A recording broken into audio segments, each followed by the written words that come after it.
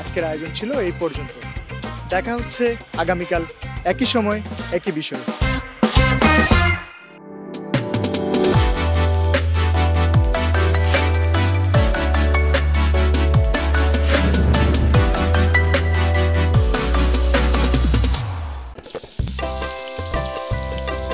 আপনি কি খাচ্ছেন তা কি কখনো ভেবেছেন? এইসব খাদ্যাভ্যাস আপনাকে মৃত্যুর মুখে ঠেলে দিতে পারে।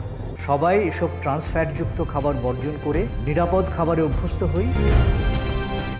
টাকা দিয়ে কি ফরমালিন কিনে নিয়ে আইলেন? আপনার ধারণাটা কিন্তু সঠিক নয়। বৈজ্ঞানিক গবেষণা ও পরীক্ষায় দেশে ফলমূল ও শাকসবজিতে ফরমালিন ব্যবহারের কোনো প্রমাণ পাওয়া যায়। খাদ্যদ্রব্যে প্রাকৃতিকভাবে থাকা ফরমালিন মানুষের শরীরের জন্য মোটেই ক্ষতিকর নয়।